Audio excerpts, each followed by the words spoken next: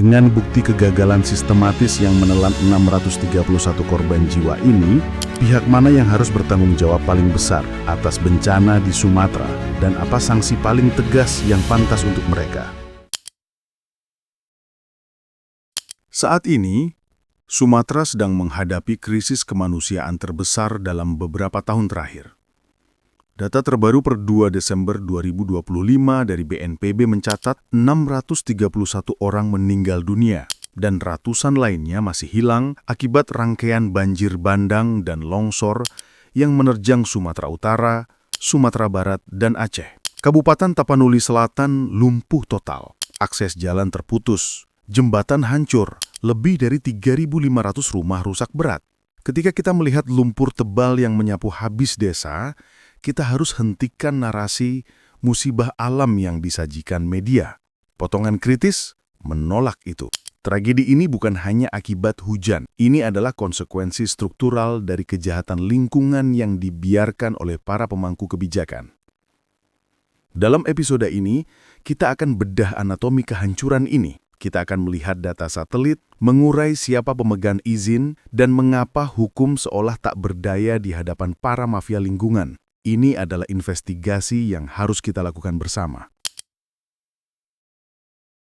Mari kita mulai dari akar masalah, deforestasi akut. Hutan yang seharusnya menjadi benteng pertahanan kita, kini tak bersisa. Data dari Global Forest Watch atau GFW jelas menunjukkan bahwa sejak tahun 2001, Pulau Sumatera telah kehilangan lebih dari 6 juta hektar tutupan pohon. Perhatikan peta ini. Kawasan resapan air utama di Pegunungan Bukit Barisan, tempat hulu sungai yang kini meluap, telah terkikis habis. Ahli lingkungan dari UGM juga mengkonfirmasi, bencana ini adalah akibat langsung dari kerusakan ekosistem hutan di hulu das. Ketika hutan primer, yang mampu menyerap air puluhan ribu liter per hektar, digantikan oleh lahan terbuka, daya dukung lingkungan langsung nol. Inilah yang mengubah hujan menjadi banjir bandang dengan daya hancur yang masif. Lantas, siapa yang mendapat untung dari hilangnya hutan ini? Jawabannya ada pada 3 aktivitas destruktif yang dibiarkan beroperasi di kawasan hulu. 1. Ekspansi HGU kelapa sawit di zona hulu. Perusahaan-perusahaan perkebunan memaksakan penanaman di lereng curam, di kawasan yang seharusnya menjadi hutan lindung. Pohon sawit berakar dangkal, dan ini secara ilmiah menjadi pemicu longsor. 2. Pertambangan emas tanpa izin atau PETI dan galian C. Aktivitas ilegal ini merusak total struktur tanah di daerah aliran sungai. Material galian inilah yang menjadi amukan lumpur yang menimbun desa di Tapanuli Selatan. Operasi ini melibatkan pemodal besar dan alat berat, mustahil dilakukan tanpa adanya izin gelap atau proteksi. 3. Sindikat pembalakan liar. Kejahatan lingkungan ini terstruktur. Ambil contoh kasus monumental di hutan Sipora, Mentawai, Sumbar, yang melibatkan kerugian negara mencapai 447 miliar.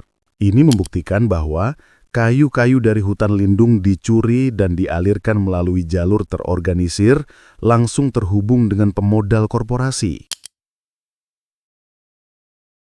Tragedi 631 korban jiwa ini adalah bukti kegagalan 3 pilar kekuasaan yang seharusnya melindungi warga. 1. Kegagalan pilar pemerintah atau pejabat Pemda dan pusat. Bupati, gubernur, dan KLHK adalah penentu kebijakan dan pemberi izin. Potongan kritis bertanya, mengapa izin HGU di kawasan rawan bencana bisa terbit? Ada kelemahan akut dalam pengawasan dan manipulasi AMDAL. Kegagalan ini diakui Kepala BNPB sendiri, yang menyebut komunikasi dan kesiapan Pemda masih terbatas.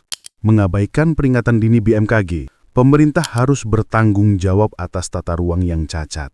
2. Kegagalan pilar korporasi. Mereka adalah pelaku utama deforestasi. Kita menuntut agar semua perusahaan sawit dan pertambangan yang beroperasi di hulu das diaudit forensik total. Bukan hanya audit keuangan, tapi audit kepatuhan lingkungan. Mereka harus menanggung biaya pemulihan triliunan rupiah. Menteri ESDM sempat merespons dan berjanji akan mengevaluasi seluruh izin tambang. Publik menunggu realisasinya, bukan sekedar janji saat bencana.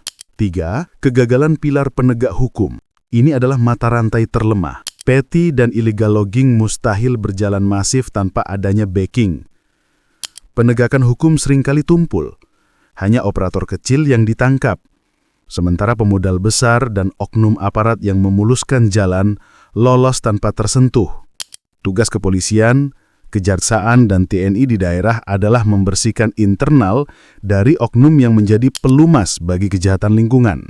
Oknum ini harus diusut tuntas karena mereka turut andil dalam pembunuhan massal ini. Bencana ini harus menjadi titik balik, seperti yang disampaikan para pakar. Solusi kritisnya adalah penegakan hukum tanpa kompromi. Tutup semua aktivitas ilegal, cabut izin HGU yang cacat, dan adili pejabat yang terlibat. Kita harus beralih dari paradigma eksploitasi menuju konservasi di atas konsesi. Pemerintah sedang menyiapkan anggaran dan hunian sementara, tapi anggaran dan hunian tidak akan mengembalikan nyawa 631 korban jiwa. Yang bisa kita lakukan adalah memastikan tragedi ini tidak terjadi lagi. Sekarang giliran kalian. Menurut potongan kritis kalian, dengan bukti kegagalan sistematis yang menelan 631 korban jiwa ini, pihak mana yang harus bertanggung jawab paling besar atas bencana di Sumatera? Dan apa sanksi paling tegas yang pantas untuk mereka? Tuliskan pandangan, kritik, dan temuan data kalian di kolom komentar di bawah ini. Mari kita jadikan ruang ini sebagai mimbar untuk menekan para pengambil kebijakan. Like video ini jika kamu sepakat bahwa kehancuran lingkungan harus dihentikan. Share video ini jika kalian setuju dan kritis. Dan jangan lupa subscribe